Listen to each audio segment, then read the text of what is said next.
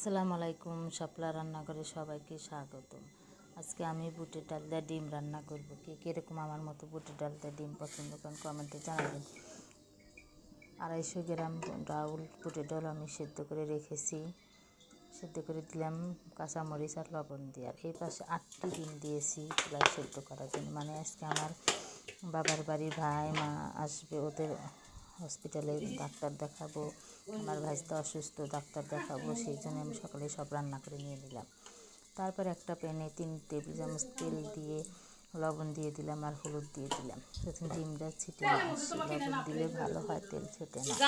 তারপরে সে একে একে সব ডিমগুলো দিয়ে উল্টে পাল্টে তাড়াতাড়ি ভেজে নিলাম। খুব দ্রুত ভেজে নিয়েছি, আজকে তাড়াতাড়ি সব কাম করব। আমার মাকে ডাক্তার দেখাতে হবে, আমার ছোটো ভাইয়ের বউকে দেখাতে হবে, আমার মেঝে ভাইয়ের ছেলে অসুস্থ, ওনাকে ডাক্তার দেখাতে হাসপাতালে এসে ভর্তি করি। আপনারা সবাই দোয়া করবেন আমার এই ছোটো ভাইটার জন্য।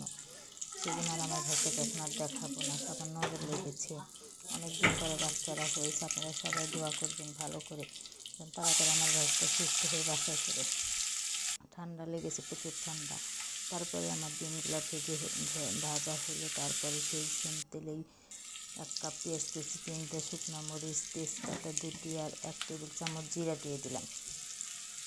দিয়ে গোল্ডেন ব্রাউন কালার করে একটু ভেজে নেব আমি। ভালোভাবে ভেজে নেওয়ার পরে এখন দিয়ে দেবো হলুদ গুঁড়ো 1 টেবিল চামচ, সাদা এলাচ 3-4টা দিয়েছি, মরিচ গুঁড়ো দিয়েছি 2 টেবিল চামচ। যেন একটু ঝাল ঝাল হলে ভালো লাগবে বুটের ডাল দিয়ে। এরকম ডাল কে কে পছন্দ করে কমেন্টে জানাবেন তো। তারপরে স্বাদ মতো লবণ দিলাম, দিয়ে আদা রসুন বাটা দিয়ে দিলাম 2 টেবিল চামচ, ভর্তি করে 2 টেবিল চামচ দিয়ে ভালোভাবে কাঁচা গন্ধ দূর হয়। কিন্তু আমি কাঁচা গন্ধের যে একটা আছে ওটা আমি দূর হয়ে যায়। তারপরে আমি সেই ডিমগুলো দিয়ে দেবো, নেড়ে চেড়ে ভালো করে মশলাগুলো কষিয়ে নেওয়ার পরে আবার ডিমগুলো দিয়ে দিলাম। ডিমগুলো দিয়ে হালকা আস্তে নেড়ে নিলাম। তারপরে আমি সেই ডাউলটা একটু ঢেলে দিলাম। আগে থেকে কী সুন্দর যে বুটটা নরম, একদম তুলার মতো হয়েছে, কী যে মজা। এরকম ডিম ডাউল দিয়ে আপনি পোলার সাথে খেতে পারবেন, সাদা ভাত, পান্তা ভাতের সাথে, পোলার সাথে খেতে পারবেন, রুটি পরোটা যার সাথে খান তার সাথে খুব সুস্বাদু হবে, মজা হবে। এরকম নিত্য নিত্য রেসিপি কার না ভালো লাগে, সবারই ভালো লাগে। আমার চ্যানেলটা যারা ইউটিউব থেকে দিয়েছেন তারা আমাকে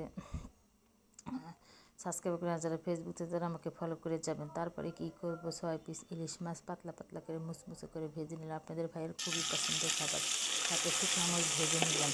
আমার এই রেসিপিটা আপনাদের কাছে কেমন লাগবে একটু কমেন্টে জানান। যত কষ্ট করে ভিডিও করি, হাইরে অসুস্থ ভাইটা মা, ওদের হাসপাতালে নেই, তবু তারপরে আপনাদের সাথে যাই রান্না করি তাই আপনাদের সাথে একটু ভিডিও শেয়ার করি। ভাই আপনারা যারা আমার ভিডিও দেখতেছেন একটু সাবস্ক্রাইব করে দিন ভাই, দয়া করে একটু সাবস্ক্রাইব করে দিন। আমি খুবই কষ্ট করে এই ভিডিওগুলো বানাই, সবাই তো একটা আসার জন্য আসে ভাই। আমার রেসিপিটা ভালো লাগলে চ্যানেলটি সাবস্ক্রাইব করে কমেন্ট করে শেয়ার করবেন। আল্লাহ হাফেজ।